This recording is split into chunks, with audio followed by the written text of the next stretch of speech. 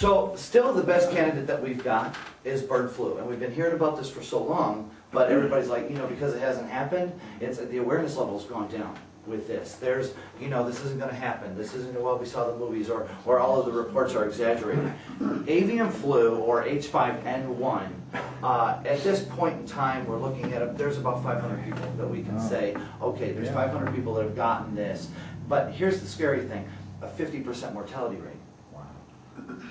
50% mortality rate. When you put that against the numbers that we talked about earlier, where we're talking about the amount of population, let me show you what happens when we've got a population change, and now we start talking about something that's got a 50% mortality rate.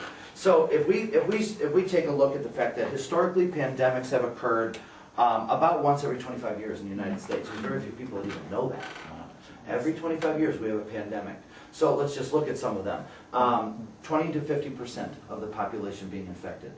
The big difference between now and 1918. Over 60% mortality rate because people are living closer. And so based on our studies, let's raise the mortality rate to 60%. 2% of the people infected died in 1918. And you're thinking, well, you know what, that's acceptable casualties, that's not bad. 2% of the population in 1918 passed away because of this. Now, let me put 2% into perspective, though. 2% today would be 6,067,670 people. Where do we bury 6 million? We talked about antigenic drift, and we talked about the shifts that these things take in the mutations. You're talking about death. Is one of the reasons why it only lasts about 3 months, that first wave. The people die. So we bury them, we get them underground, we get them into a bioseal container. Immunity. People start building up immunities just like we do every year with the flu. It's like, yeah, I got a touch of it around Christmas time. Now everybody's sick with it in February, but I'm good. And then, of course, we just have healthier people that don't get it at all. But at the end of the 3 months, what if this thing's mutating? We go over it and over it and over it, and we could be looking at 18 months. In the last 2 pandemics, the flu virus has mutated during the 3-month wave. And both of those times it caused 2 more additional waves. So 3, 6, 9 months. How long do you want your school closed? How long do you want all your sporting events? So this is what we're talking about. We're talking about that historic, we have to look back at history of what happened with the pandemics to see what could possibly happen now. And if we're talking about those first 6 months being critical to save 6 million people, this is why. So to give you some perspective, we talked about the history of pandemics in the United States. And I don't care if you're 50, 60 years old. I'm telling you, pandemics have happened every 25 years.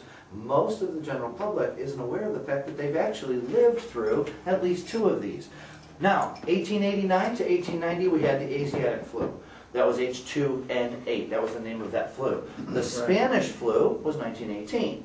That's the big one. That's the one everybody knew. That was H1N1. We're all familiar with that. The 1918, the big one, was the flu that we have right now. Asian flu was 1957 to 1958. So see, a lot of us in the room were alive during that one and don't remember. And then that was H2N2. Look at the mutations of these. The Hong Kong flu was 68 to 69. A lot of people are like, oh, I kind of remember I had the Hong Kong flu when I was a kid. But they don't realize H3N2, Hong Kong flu, was actually one of these pandemics. And listen, Asiatic flu, the one that we talked about, H2N8. This was back in 1889, 1 million dead. 1 million dead. Think about the population now. Okay, let's just pick a state, Missouri. Okay, what was the population of Spanish flu, the H1N1? 700,000 people died in the United States in the 1918 pandemic.